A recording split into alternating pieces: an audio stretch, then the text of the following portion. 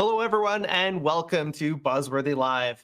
Today, we're digging into something that's at the heart of member engagement, and that's belonging.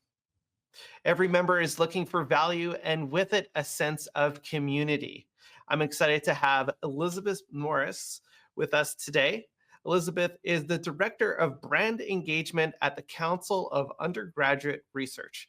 She spent her career helping associations rethink how they connect with their audiences. Elizabeth, it's so great to have you here. Thank you for coming on the show. Thank you for having me. I'm very excited to be here.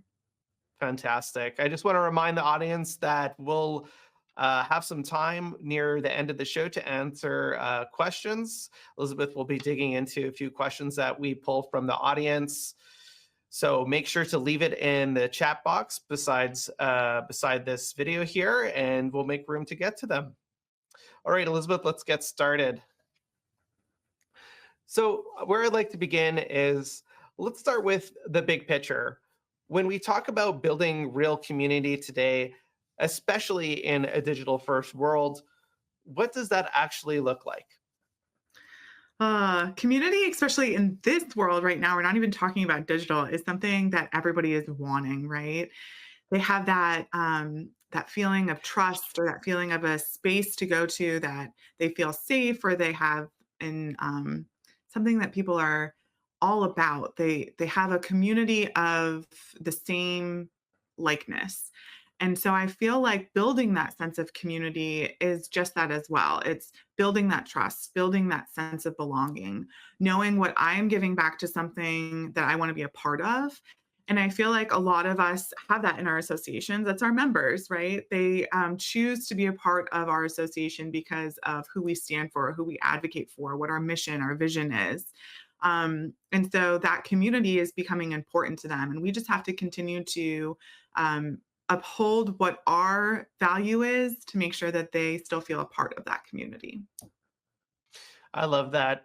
It's so true that, in our professional lives that they really engross us and they become a big part of who we are as people. I mean, people are often driven by their passions and their careers, and that has a lot of meaning to them. So the association's responsibility in some ways to be able to facilitate that and be a caregiver of what I would even say is the culture of a given industry is just so Yeah, important.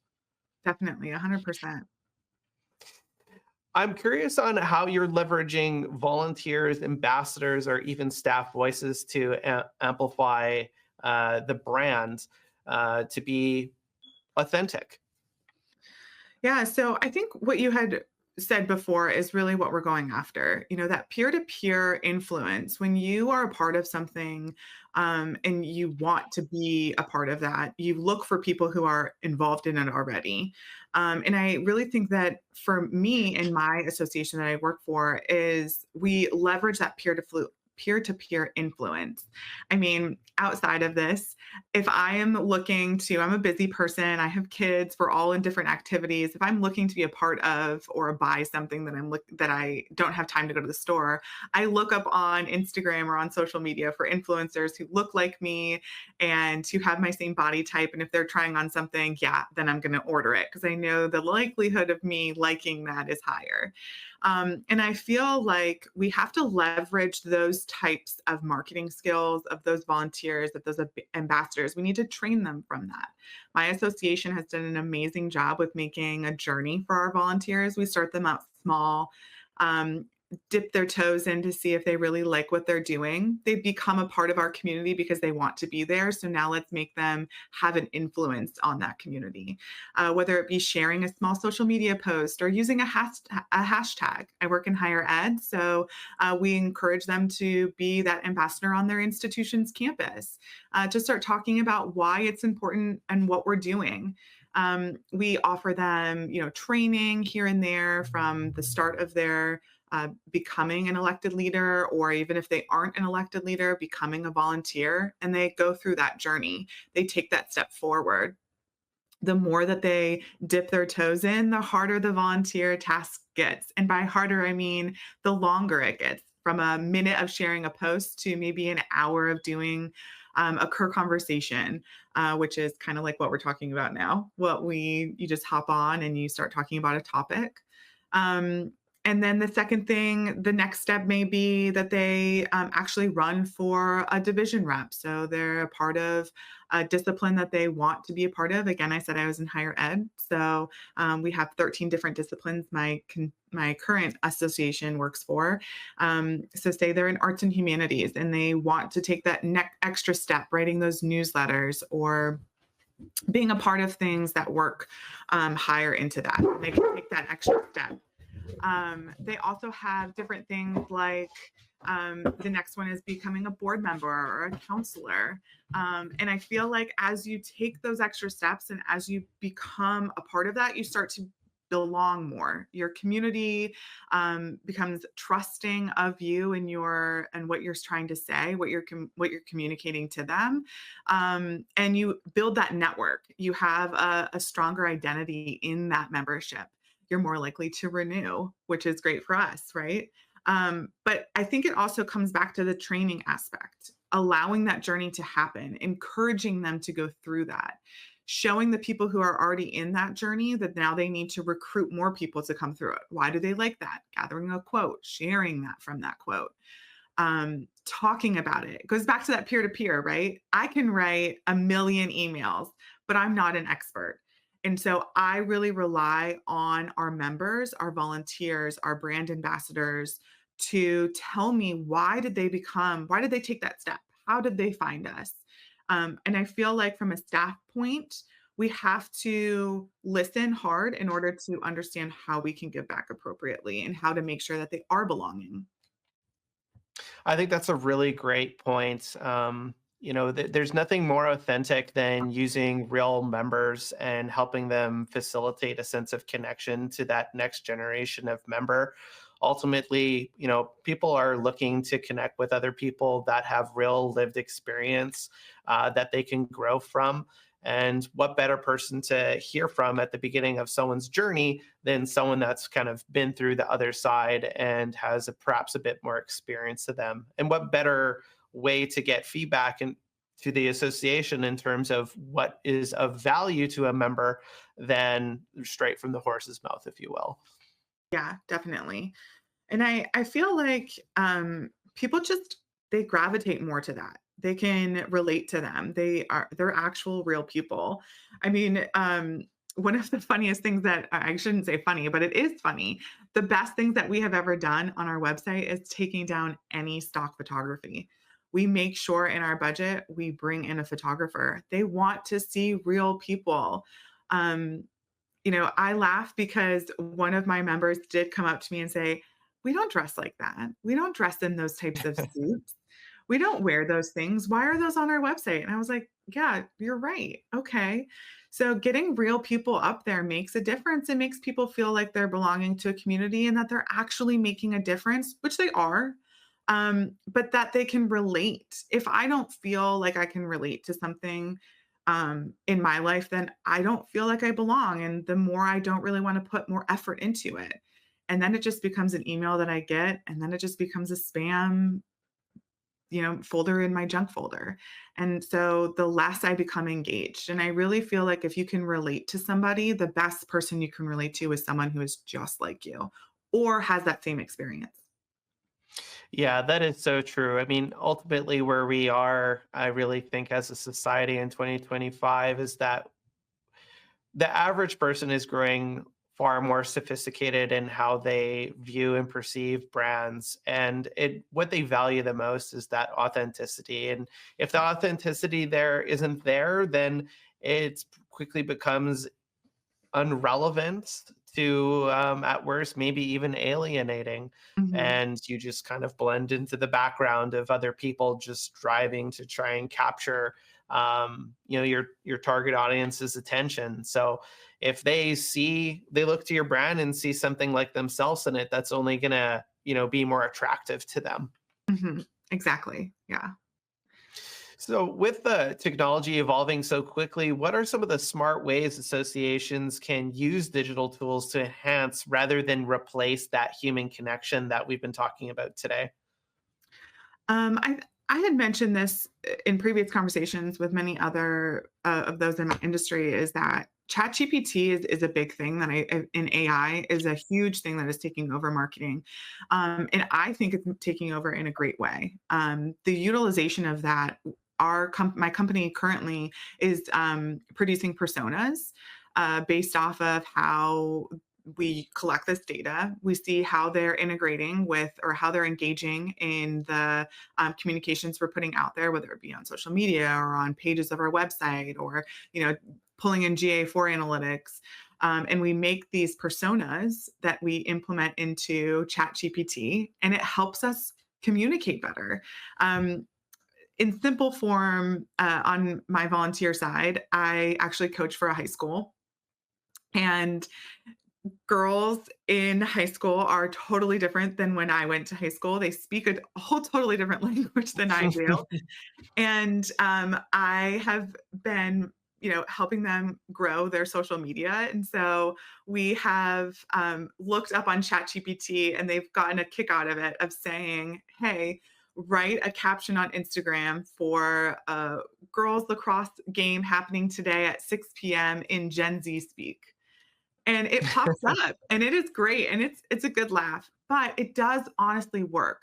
How you can humanize that is not copy and pasting. It gives you a good template of where to start. It gives you an idea, especially if you are bogged down with a million other items that we all know are happening today in your own association, and you just don't have that time to really focus on, special words or really how to make something pop. But I always use ChatGPT to just give me an idea.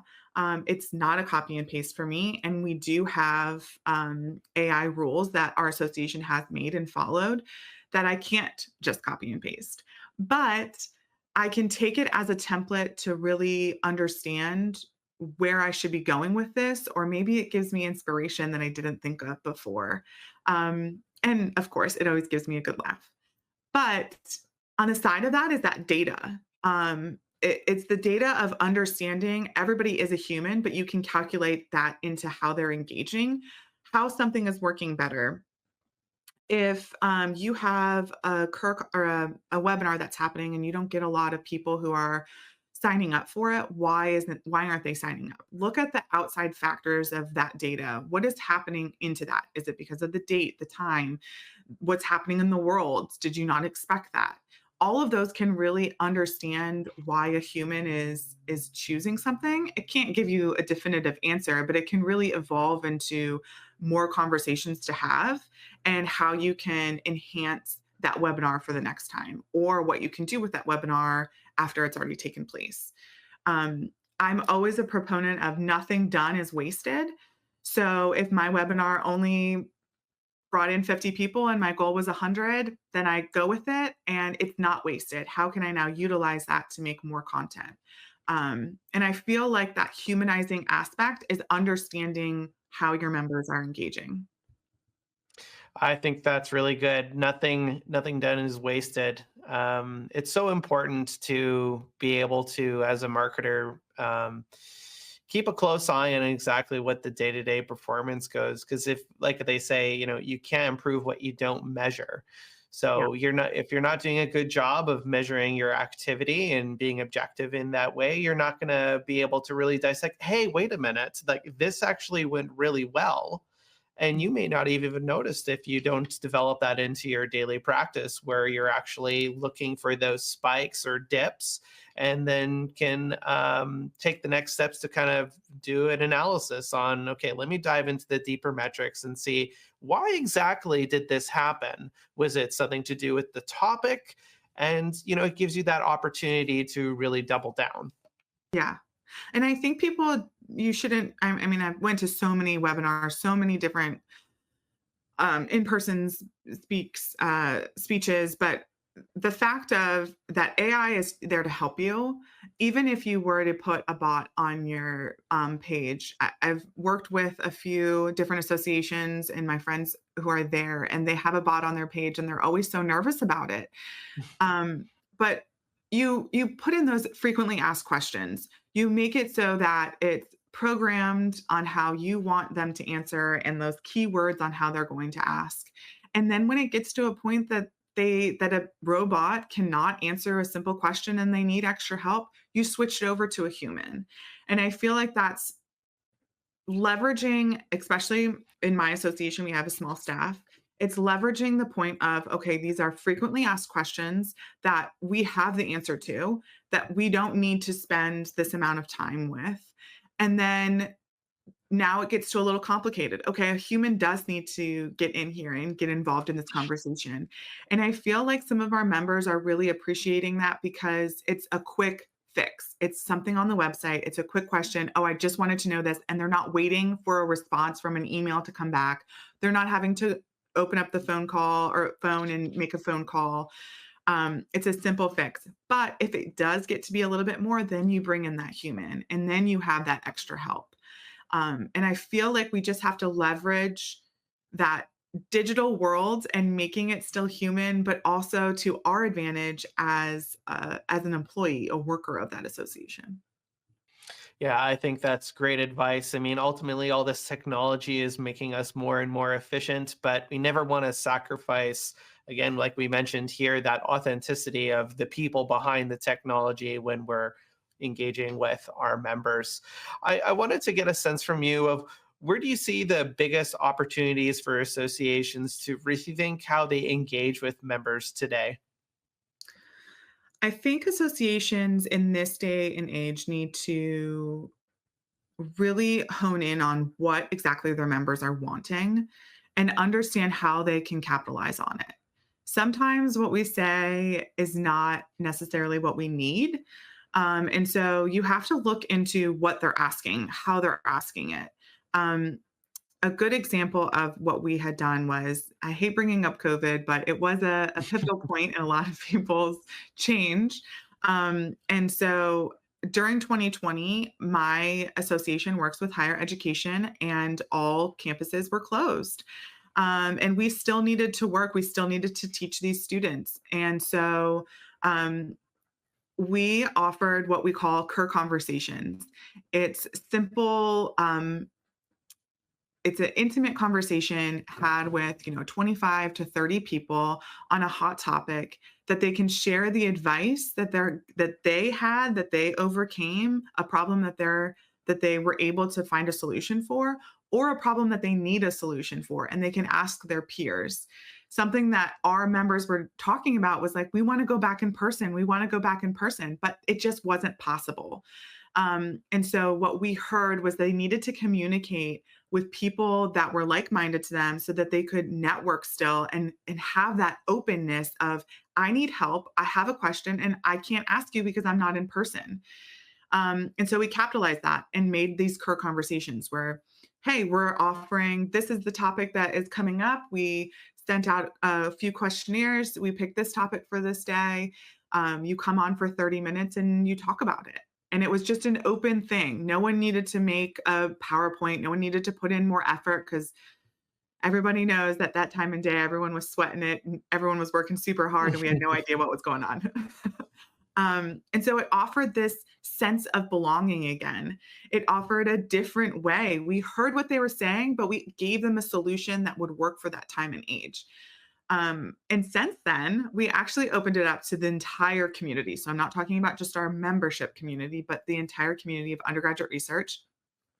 And then the following year, when things started to become our new normal, we made it a member benefit.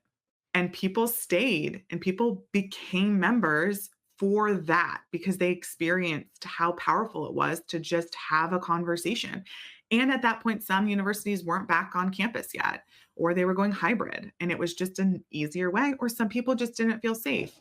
And so this was still a great solution. And now, 5 years later, we're still doing them, and they're growing and they're becoming extremely popular to the point where we have had to make more of them. We have a goal now, instead of holding 5, we hold at least 15 a year. And so it's something that our members ask for now. They're like, hey, I have this topic. Can we bring it into a Cur Convo? And we're like, okay, let's go through this process now. But it's really evolved, and it's from a small, simple ask that the members didn't know that what they needed, but they said, hey, I need this. and we couldn't deliver that exact need, but we listened to what they were saying and we capitalized that. And I do think that that's the biggest opportunity for associations to just rethink how they're engaging. Understand that sometimes what they're saying isn't exactly what they need or what you can provide, but you do have a solution. You just got to think outside the box. I think that's a really great lesson for the audience in, well, in a couple ways. First one, just how technology can be used in such a positive use case to make information sharing just more widely available to both members and non-members. And just by second, listening closely to what people are saying and be willing not to just take it at face value, but to dig a little deeper on, like, okay, what is the underlying motivation here? And in this case, it really is just how hungry the audience was to facilitate, have that knowledge sharing, and to be a part of a conversation was so deeply desired. The real icing on the cake there is just being willing to extend that offer out to non-members and Mhm. it becoming a great recruitment opportunity. Yeah, no. And I think that's something too is how I was saying before, nothing done is ever wasted. Is this idea that maybe you were giving it out for free, but it ended up being a great recruitment tool. So you actually made money off of it. And I think sometimes people are nervous to give things for free, but if you have the right strategy behind it, it can really benefit the association in the long haul. It might not be an immediate fix, but it can definitely lead into a larger solution and a greater non-dues revenue. Yeah, I think that's something that often comes up a lot, especially in our practice over here, is that associations struggle to really draw that line between what's a member benefit and what should be used for recruitment. And there is a balancing act to be had there, because especially in today's information economy, is that you need to be able to prove to people that you kind of have what they need and what they desire before they're willing to potentially, sign up for membership. So I Mhm. think it's a great example of kind of a great line that you've established for your organization. Yeah. It's that tasting, like those free 30-day trials. They get to taste what it is first. And then they immediately love it and then come back. And now you have them Y- hooked. Exactly. You leave them wanting more.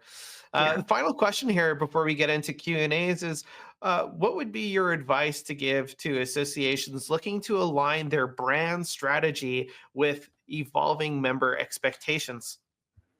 Um, well, I think everybody needs to take a step back and look at their brand identity if it's successfully messaging and visually representing your mission, your goals, and your impact. And if it isn't, if you can't answer those questions, then the question is, how can you adjust?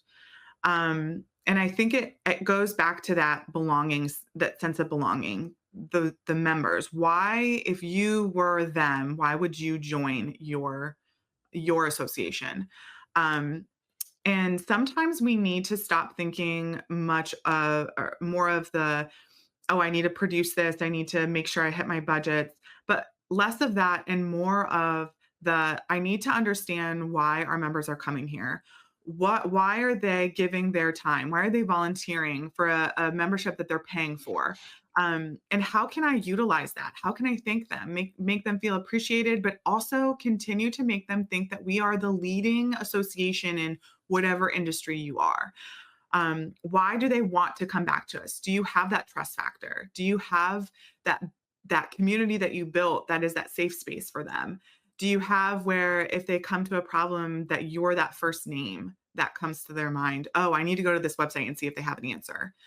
Um, and I think sometimes we get too enthralled in what we have to do, our daily tasks or the plan that we have set for us, that we have to accomplish that for my team in general, and I really appreciate our EO who puts this out there, is that our plans are live plans. They're ever changing.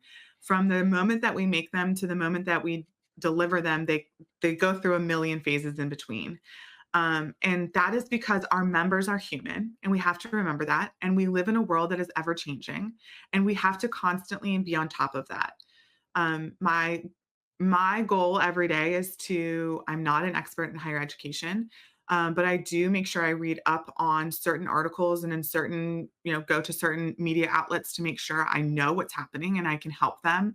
And that I can think of ideas that are outside the box because I'm not an expert in higher education that can develop something that our members are looking for and are needing, and that is representative of our brand. My biggest thing is that when you want to align your brand to your member expectations, you have to make sure that your brand speaks to them.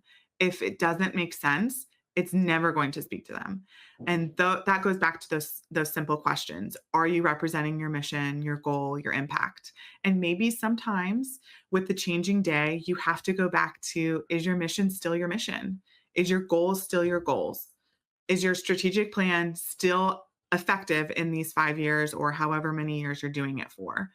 Um, and are your members still listening? And if they aren't, then sometimes you need to ask them, go to them. They're there for a reason. They're paying to be a part of this association, to be a part of that membership. So utilize them. Use them because they want to. They want to be a part of that community.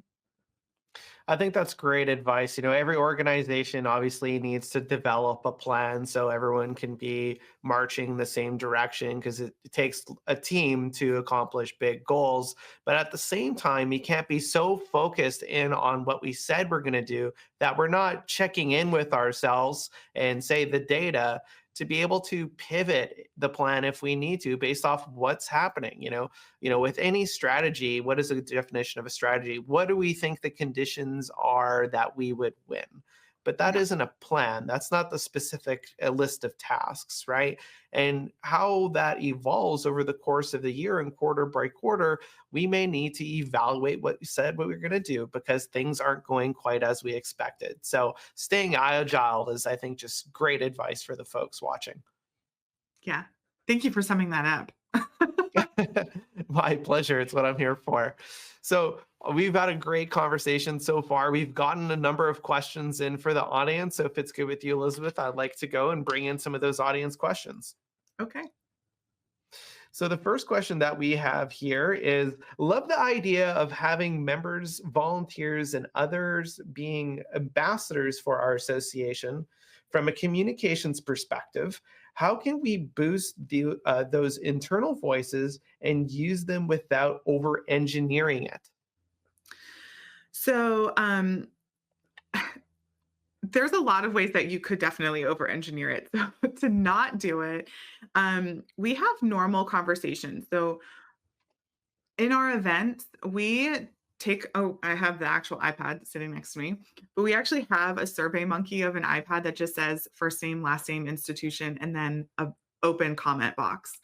I feel like we ask so many favors of our members that the biggest thing is to not over ask them. If you get them in the moment that they're feeling however they're feeling, and you want to utilize that or really show that impact, then you have to be ready for it.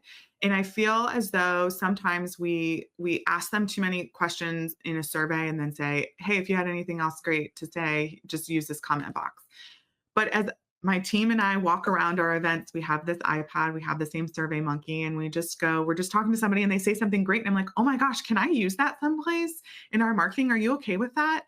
Now, I will say our registration does have a box that they can check that says anything collected, photography, quotes, things of that sort can be used in marketing, et cetera, et cetera. So we are legally compliant to what we're doing. But um, asking and getting that stuff right then and there. We also put up quotes, just we hide them in our e-news, our newsletter that we put up there.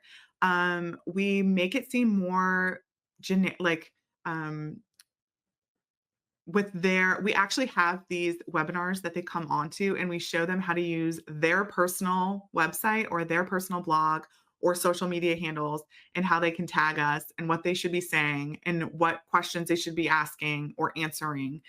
And they want to be involved. You're not saying you have to do this, but if you want to talk about why you love Kerr, for example, I would love for you to make sure you tag it so that more people can see it. We want to spread your word. If you make them feel like they're a part of something, then I just don't think you're really going to tire them out. It's their choice, not ours. We're not forcing them to do anything. We're getting them when they want to speak, when they're actually speaking to us. And then we're putting it into our communications on, I never sell things directly. I show them why they should be coming. I put up those quotes that or a video or something that was on social media that I can now use in an email on why they should be attending this. Don't they want to be a part of that community? So I hope I answered that question. No, I think that's great advice that really you want to just empower the people that are interested. And you don't necessarily want to be giving them scripts in terms of what they're saying, but in speaking to what this question is saying about over engineering it, but just giving them tangible actions that say like, hey, look, if you were to do these things, it's going to go a long way in terms of connecting with people just like yourself. Yeah. Yeah. I feel like authenticity is a huge thing. Absolutely. So unfortunately, that's all the time that we have for today. We had another question come through, actually a couple more, but we'll stay on the line with Elizabeth here and just get her feedback, and we'll include that in our follow-up email from today's show. So with that, that's everything that we have for today. And thanks for joining us today, Elizabeth. Where's the best place that people can reach out and find your work? Well, my email address is on the screen. It's emorris@cur.org. They can always email me. I'm open to anything. And you can always find me on LinkedIn too. I'm there. You can connect. I'd love to connect and have conversations with anybody. I definitely recommend doing that. Elizabeth does some great jobs of sharing her insights on LinkedIn. So I definitely recommend sending that over to her. So to all the viewers watching today, thank you so much for joining us. And if you missed our last session with Reggie Henry at ASAE, you can find that on demand at our website at workerbee.tv. And until next time, have a great day, and we'll see you next time on Buzzworthy Live.